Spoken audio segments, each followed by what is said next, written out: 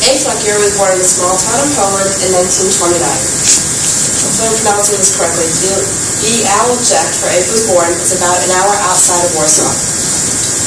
You can do the math and realize that Abe was fairly young when he went through the Holocaust. He came here in 1948 and settled in Kansas City. He got a job at the furniture store when he got there, and that evolved into him being a manufacturing sales representative for many different furniture companies, and he did that work until 1994 when he retired. Abe married his wife, who was from Israel, in 1959. They had been pen pals, and when Abe went to Israel to visit friends, he met her there, and they married soon after. They have 2 children, Karen Butler and Steve Flekier, who is also with us tonight. Karen and her husband Leon have 1 child, and Steve and his wife Melissa, who's on our Committee Family Plans program, have 2 children. Steve's a partner in the CPA firm Gottlieb Flekier & Company and works mostly in the area of tax. He and Melissa were married in 1993, and as I mentioned, they have 2 children, Jacob and Abby. Abe and Steve are going to be talking tonight about growing up during the Holocaust and, as I said, growing up as a child, as a survivor. So please welcome them.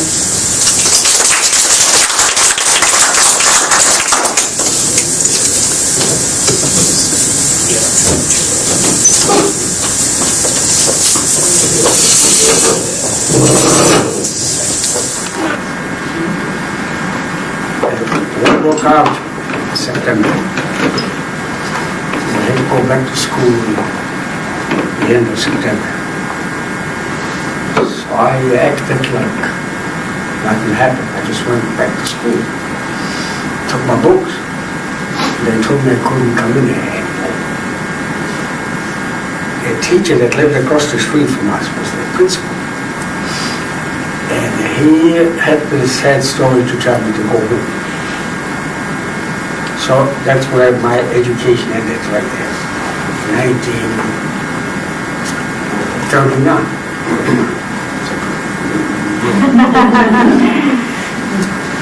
So after that,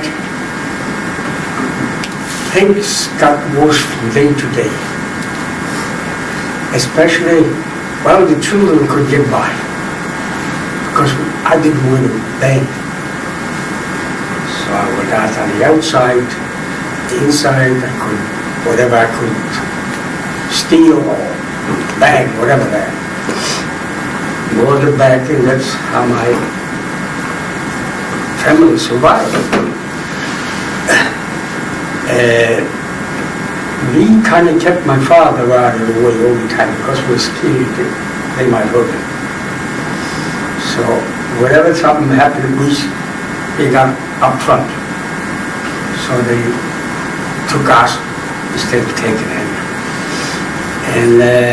And that went on almost a year. They made a ghetto out of the place. They made a ghetto out of the place. Well, anybody that crossed the ghetto was shot right on the spot. Not only shot on the spot, he was buried on the spot.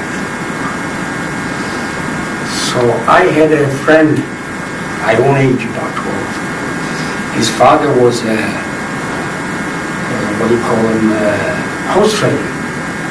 So they had nice horses. Talking about the right horse. And he went across the creek. That was already the outside. So he went, he took his horse, and he chased him across the creek so that he could graze. Well, a German saw him, and he claimed that he crossed the creek with the horse. He shot my body. Shot him. So he went into some house and he picked up a piece of rope, gave it to me. So he pulled him out and buried him right there. So every day, something, if it didn't happen to you, he wanted to happen to you because he didn't want to see everybody else suffer. So they started taking all the young people and put them to work, starving. And then they run out of young people. So they started taking kids. So that they come, and I was hiding up on the loft someplace. And they came with the pitchforks. I came out. Sure enough, they took me. The first one from up there. So my mother started running after me before they took me to the truck. And I kept screaming to keep away from me because I knew what was going to happen. They ended up shooting or they beat her. She tells me, but I won't see you anymore. I says, what is she talking about? What do you mean see me anymore? I'll go over there and work and then send me back home to them right away. So my mother getting with the rifle butt over there had to back off. And they got in the truck and they took me away. When they took me away, I didn't know where to ammunition factory. Young kids could work in ammunition factories because kids catch on, and it was really heavy. So they put me in there on the night shift. In the night shift, well, I was sleeping. I couldn't stay up all night. And the Germans would walk around and look at anybody by the machine. If somebody just got at the head or fell, right away they shot. So I stayed in that place for quite a while. I started to be good at it. Because if you don't, they have a selection every month. And the foreman, the job, gives the names who to eliminate. So, you want to stay alive. And some of the kids got to be good at it too. Well, anyway, that went down till 1942. In 1942, the Russians started pushing back. They kept losing territory. The Germans kept losing territory. So they took us with them. The first thing they did, they took us to Auschwitz.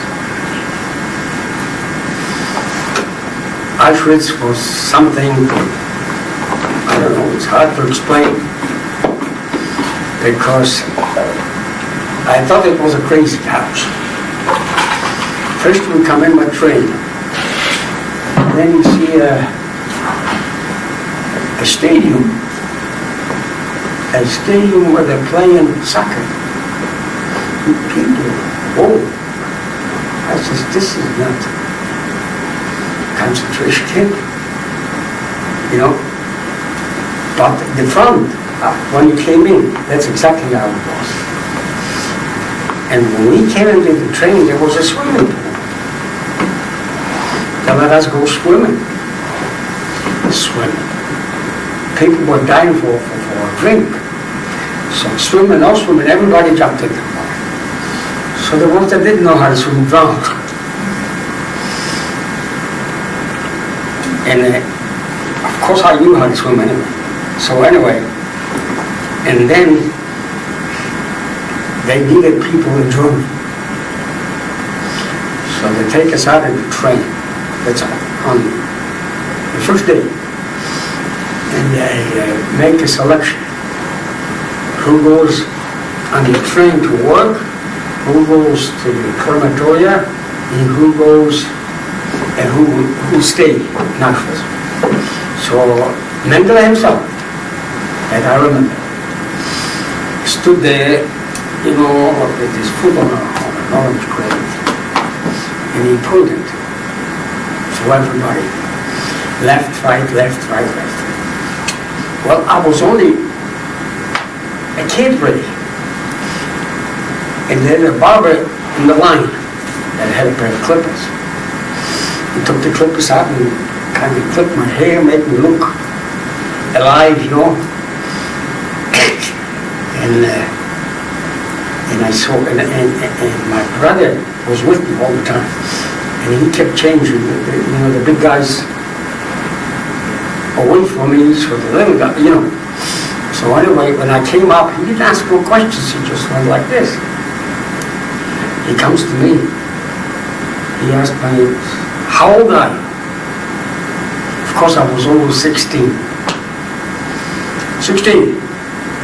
He reaches over and grabs my muscle. You can still work. And I see he puts me among the living. And all my friends I see already putting them on a truck going to the other side. In fact, I didn't have anybody really of my friends left. So from then on, they started, every time they started getting hit on the front, they kept moving us. So starting from Poland all the way through Germany. By the time I was 16, I was through them all. And I'll tell you, they told me that in 1950, I'll be a good slave. They trained me good. And I was. Melissa asked me if I know what to talk about. There was the day that goes by that everything doesn't come up in front of me. So I know so much of it, and I remember it, and I can never forget it. So when I shave in the morning, all this thing goes by. So if you have any questions you want to ask me, as far as I know, that's about the name.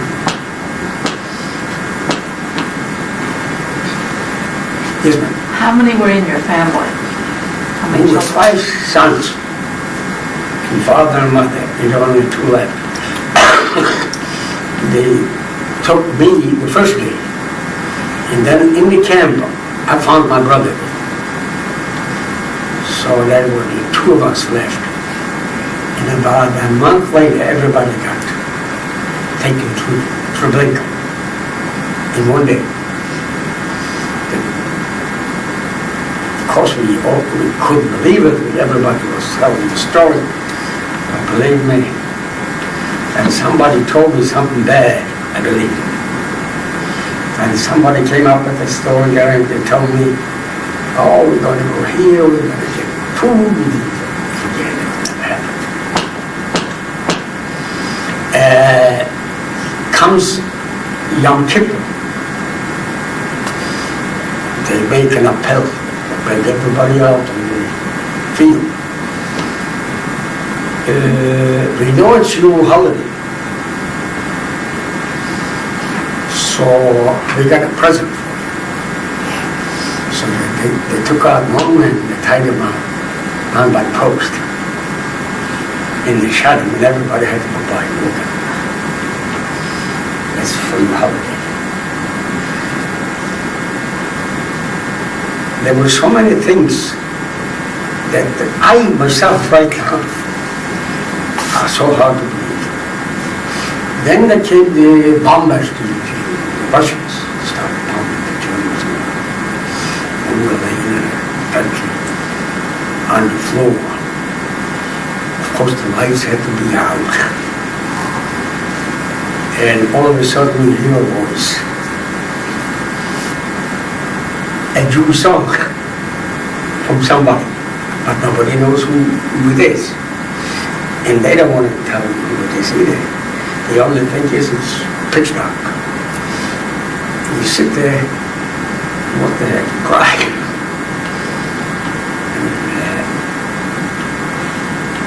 And that was, every time you think it was going to end. It went on and on and on. When it started in Poland in 39, it didn't end for me till April 45. April 45 I was in Dachau, the last place. Dachau concentration camp. So the Americans were coming close. So again, they wouldn't let Jews, Russians,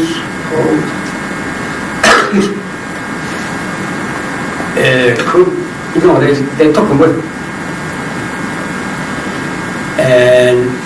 And some of them were left it. So they took me on a train from Munich, Germany to the Alps, to the hills of Germany. And they were going to get rid of us over there because they couldn't do it. There were too many of us in there. So that night, when we were all loaded in the train, the British came and they opened up the sky like a fire and they started bombing the train. We actually, the cars jumped the train, they left. So, and still enough, we walk out in the morning, and sure enough, there's somebody dead, somebody's splattered, and somebody, But still enough, they wouldn't let you go. They still got another engine, someplace, I don't know. And they took us down south. Austrian border. Well, anyway, that was Munich. And Munich to the Austrian border is not too far. It took us 8 days. We didn't make 30 miles. Because the American flyers came already and they knocked the engines out. They kept shooting at it. They didn't know who was inside. Well, anyway, and they didn't give us anything to eat in the car. So we're sitting, I was infected already with dysentery, typhus, I don't know, everything. Finally, I noticed the order comes for everybody to get inside. We on the train now. On the railroad, go. And I don't know how many cars. They found out later that 50,000 women in the end of the train from Hungary that they just hooked up. So finally, the order comes for everybody to get back inside. And we got back inside.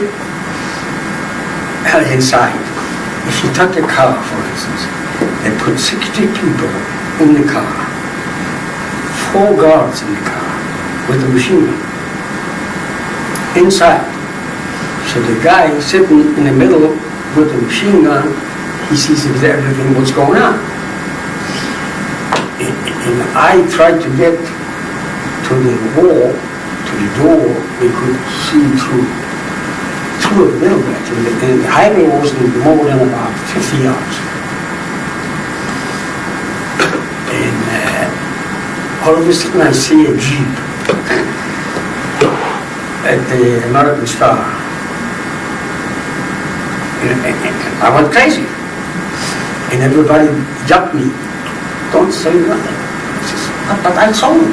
But I noticed the assessment inside doesn't say nothing either. But he took out that razor blade and he started cutting off some signals on his arm. So when I saw that, I went right up to him. I says, tell me, the Russians are there. So I had no idea about the Americans coming that far. The Russians were close. He doesn't say nothing, but he says, no, they're not Russians. I says, who are they then? They're not Germans, are they? He says, no, the Americans.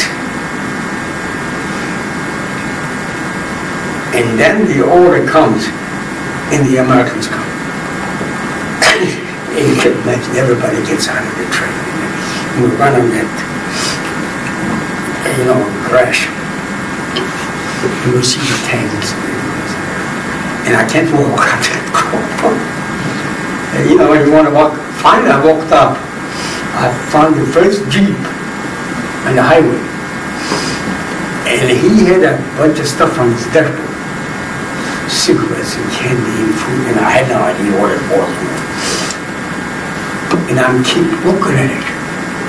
And the whole thing is moving like 5 miles an hour. He sees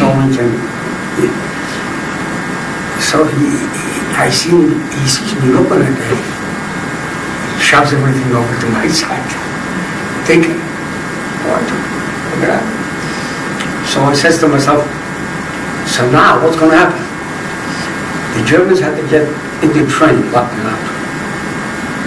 As many we left alive, the car. And then they had the woman SS for the woman guard, first time we saw it. So anyway, at that time,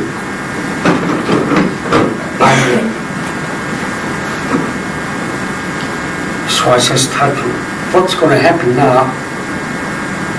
They were giving out speeches all the time. If you think the Americans are going to treat you as you're a prisoner, blah, blah, blah, blah, they're going to treat you worse than me. That's what we hear all the time. So finally I says to myself, how are they going to feed us? But you're talking towers and so lined up. So they lined us up on both sides of the road, the shoulders. And they're building 6x6 trucks with all kinds of rations. And before you knew it, and they kept throwing this stuff from both sides. Before you knew it, I was up to here. In candy bars, and in canned goods, and all kinds of stuff. I said, people eating this one. And that's I haven't eaten for 8 days.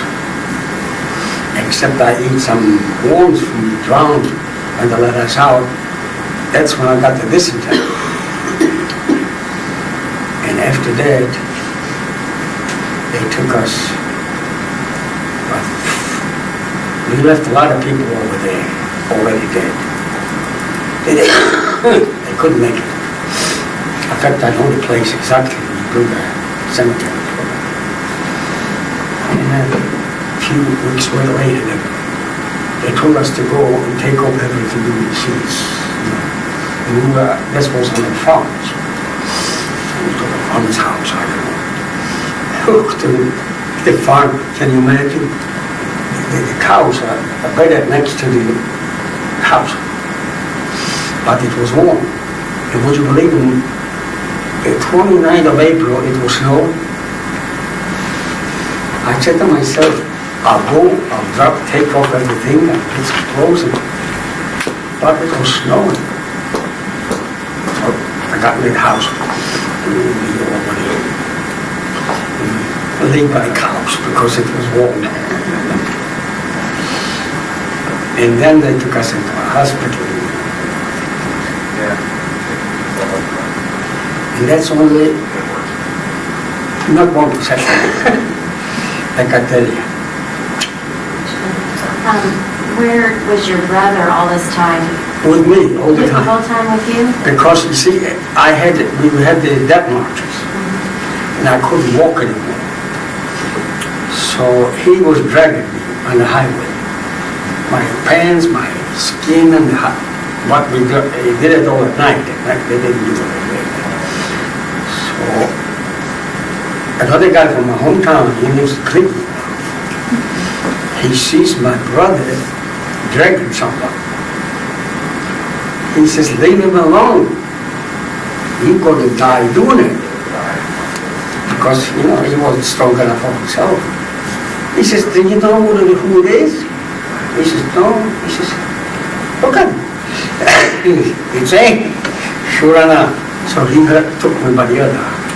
So every night, they put us every morning, even daybreak, they put us into a farmer's barns, whatever. And my brother made sure that he had me on the corner, because if you live in the front and they're all walking all over you with the wooden shoes, kill you. So every time when he went, first thing he did, he put me on a spot, and then he went down to find out what was.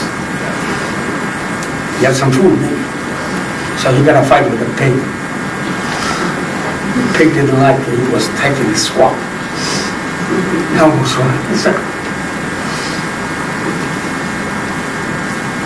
Anybody else? How did you end up coming to Kansas City? Oh, that's a good story. I came to Kansas City, first I came to New York. And they put us in a, because I was still underage, they put us in an orphan child,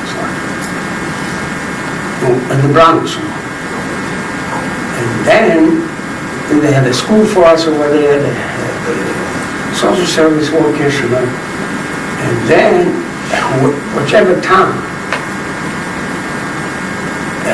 requested. So they asked me, I didn't want to stay in New York because it was awful, because I saw the people that came before me just didn't do right. So I said, I'll go. And I had a friend that came about 3 weeks before me. He was in Kansas City. So I said, how about Kansas City? Oh, sure, they want you there.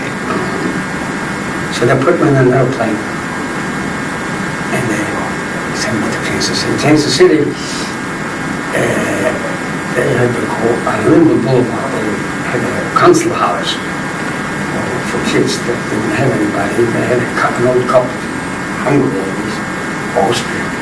Well, they did cooking and washing. And I stayed there for a while, and then they put me in Priscilla High School. I couldn't speak a word anyway.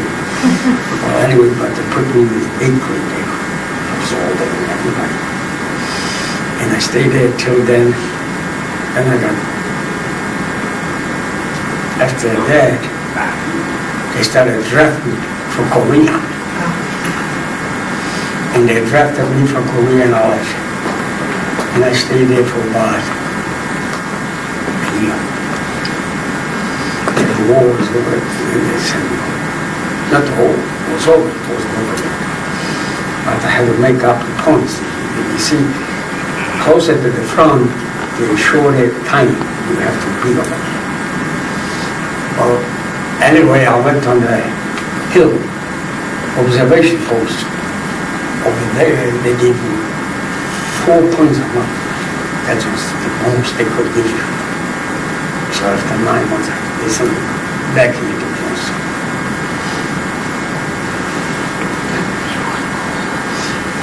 That's how I ended up here. And I don't know, but somehow I like it.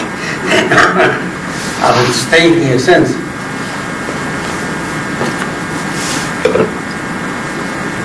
Growing up, did you hear stories about the Holocaust? Yeah, and that's pretty much how I found out about the Holocaust. I didn't really, there wasn't a situation where I was sat down and told anything. It was kind of a accumulation of stories.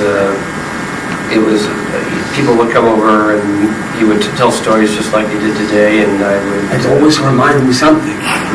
And every time he tells the stories, even though I've heard a lot of them, I always pick up something else that I didn't tonight. I've heard some stuff that I hadn't heard before. And, I told you there's a million in fact. There's a million of them. So as time went by, I just kind of absorbed that information, and then I'd go to Hebrew school, we'd talk about it, I'd come home with questions, that type of thing. And that was kind of how I became familiar with all that happened. A different perspective. Yeah. Much different perspective, but I still didn't feel that I was, he was so young during the war, so I was, for a survivor's child, I was very young as well. And most of my cousins that were here in town, other relatives were 10 or 15 years older, and I didn't have a whole lot of interaction with them because of the age difference, and so... And in the beginning, of course, nobody talked about it. I And- didn't talk. Yeah, nobody talked a whole lot, and by the time I was I talked. old enough... I went to Paseo High School, and some of these, what do you call them, religious people came back. Well, they were stuff on religion. And I came out, I says, what the hell, I didn't come from the wilderness, I came out of home. And I told them to keep away from me. Finally, I gave a talk in school and told them, listen, I don't want to be, for Baptist or Catholic or whatever the hell they had. But everyone had a different story. And every time somebody came close and they had nice things to say, they pulled out the book at you. But later on, they didn't do that. I didn't like it at all. Was your family pretty religious before the war? What you talk about religious, it was a kosher home. Friday night was like I'm still doing today. My father didn't have a beard or anything. Did not? No. And my mother was a teacher, school teacher. So she's way ahead of these stories. And she was telling me what was going to happen. But she read the papers. She read the news. She read it. And she talked to the Germans.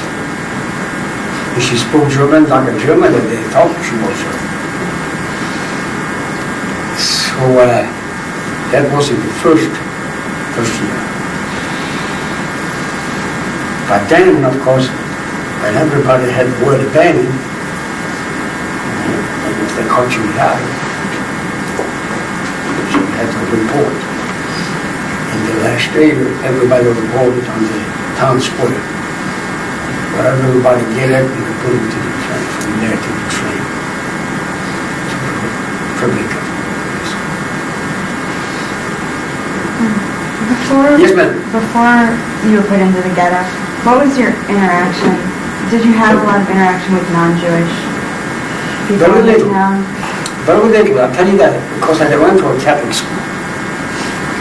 So I had to go in when they did their prayer every morning. But the Jewish kids, which was always 3/4 with a class of 30, had to stand up. But they didn't have to make the sign of the cross. But right away, that gave me away. And the halftime I had to fight everybody. Or going home, there was torture with stones, rocks.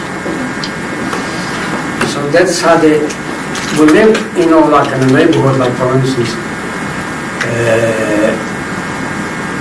there were relatives, my mother's sisters, my mother's all close by. So. And the synagogue was right there. So. And I think I went back there 4 years ago. I went back there to the same place. And the guy that went to school came out. I still remember the kick he gave me. Well, anyway, he showed me, if you remember this, if you remember this, if you remember this. I said, it was supposed to be a synagogue here. Who is it? He said, it used to be there. He built a house on it. 3-story. Remember? Showed it to my wife. I couldn't. You can't hear? Well, you heard the story. It sounded like a dummy. So anyway. A word is saying. So, yeah, I came, and of course, most of my day, the very few that came, this I gotta tell you, every town's got a grocery store that everybody likes, the grocery store. So, a man drives up on a bicycle. He says, do you remember Alta? I said, Alta. Alta, who she had the store here? I says, how do you know? He says, we don't have another Alta like that anymore. She had everything for us. I says, he remembered Alta. And people were opening up the windows, you know, I went into I lived in Town Square, but they changed it. They put in the city view, in this Town Square, so the club was the back. But then, when we were sitting in Warsaw, I said to my wife, I said, let's get the car or van, whatever, and we'll go from where we stayed in the hotel. It was no more than about an hour. Every stone, every tree, everything I remember. When I came into my house, I still remember everything that was there. Was your house still there? My house was still there. And I had a big Madonna with the cross on top of my bed where I used to sleep. Yeah. I showed my wife, she didn't know about the ovens and cookers and that. And I showed her, but they said it was summer, so they had it covered up with a blanket. She took it away. I said, these are the tiles. We went down underneath, making bread over there, cows.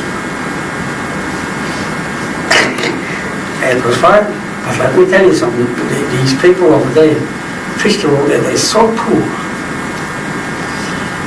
They look at you, they want something. You can imagine that town didn't have any hot water or toilets. So I said, what the hell, it's 50 years. So I went the next door neighbor, I see a nice house. It's supposed to rent this blacksmith shop. I see a garage with a nice cow inside. I says, and the lady, the boy tiled the floor on it with the blacksmith shop. No, it was nothing but a bar. So I says, can I use your restroom? She says, yeah. I just wanted to know. She says, which one, upstairs or downstairs? I said, my God, they have it. They didn't have it. Do you speak Polish? Do you still speak Polish? Oh, yeah. I speak Polish, don't I? Yeah.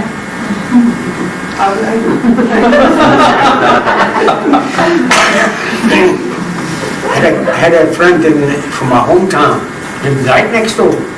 They lived in Florida. And he was there before me. And when I told him I wanted to go, he went with me to it. So the four of us went. When you went back and you saw, was it your headmaster that you said you saw again? The headmaster or the principal?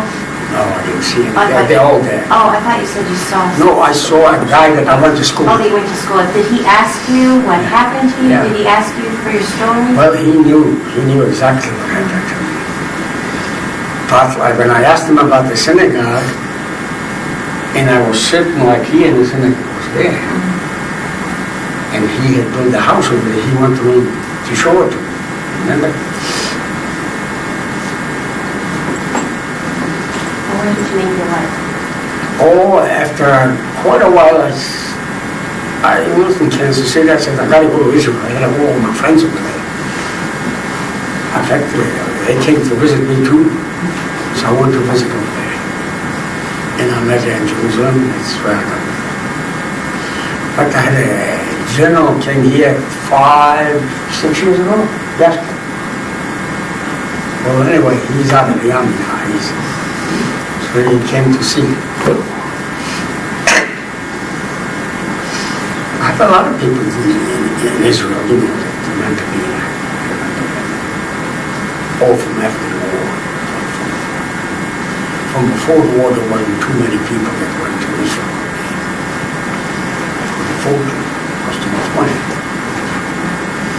In fact, there was a girl over there, she's married to a judge that I went to school with in the second grade.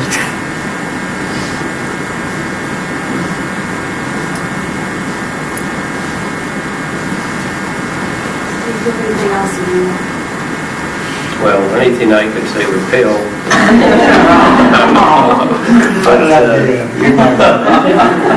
But, you know, I just was thinking of a few things that my wife had mentioned that might be of interest. Like what? Well, I guess my perception or my sensitivity to anti-Semitism would probably be something that, you know, comparing to my peers, that what I would consider my level to be a little bit higher, obviously, than everybody else. I remember a long time ago, we had at our old synagogue, we had a group discussion on a Sunday morning. One time the parents were there and the students were there and my dad was there. And the question was of the non-Jewish people that you know, what's your perception as to how many of them would you consider anti-Semitic? And they asked my dad what he thought, and he said, unfortunately, about 90%. More. I'm not kidding you. Because I went to go home from school was a big thing. Because they attacked you from every direction. If you went to a soccer game, you had to leave 10 minutes before. Because they stood there with switches. Just hitting the Jewish kids around. Why did you go to that? Because that was the only game in town. And I had to go to learn something. They didn't have Hebrew Academy. No, but we didn't. But then they asked me what my perception was, and I said about 50% of the people that I went to school with. And, you know, that's just, my perception again would be there'd be some comment, off-color remark or something that maybe one of my peers would not even have thought twice about, but to me it landed. And then they talked to some of the other people in the same room that were other students there that were my age, and they asked them, and about, I'd say a half a dozen of them said zero. Nothing. And I just couldn't believe that. I mean, I was probably 14, 15 years old at the time, and I couldn't believe that their perception was so slanted or different from what mine In was. certain parts of town that I couldn't move. Because there wasn't a Jewish neighborhood, and they saw you coming by. Whatever they could do to you, you couldn't tell them what. And they had some people who were Jewish farmers, lived in a farm. They walked in, they butchered the whole families. They came in, you know, to the police with somebody that's left, still alive. So when you live in that kind of, and they're talking about running away and going someplace with, for whom? When I was working this factory, I had a Polish overseer. And he liked it. In fact, he bought me something to eat once in a while. So finally, it had to come out. He says, I got to tell you. I said, well, I told him if I could escape, if I could have a stopover, because you can't just stop something. He says, you know that I like you. You're a good boy. But the whole world will be sorry. Because now is the chance to wipe you all out. And if they don't, how can they just stay alive? That's the friends of it. Abe, when you were young and still before the war started, do you know why the people that lived in your town had that feeling toward the Jewish people? Oh, why they didn't have that? Yeah, I mean, why were they throwing stones? And why? To me, for instance, I was a kid. I had no idea. I know I wasn't supposed to go there. You know what I mean? And my mom would always, no, please, no, huh? So you stay out. If you didn't, I had the problem coming home from school. You had to go through some evidence. And sometimes my older brother would go with me. It all depends. When you were little, he was bigger, he attacked. If you were big, he didn't bother you. That's how it went.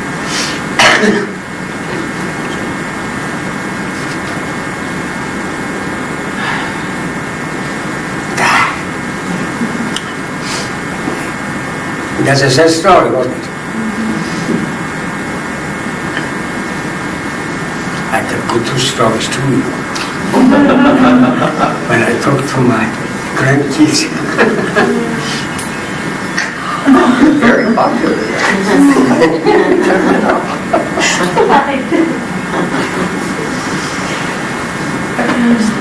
Well, thank you guys so much.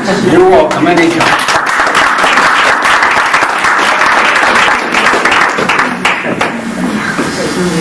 I'm going to I'm supposed to go to a high school, I don't know. Oh, yeah?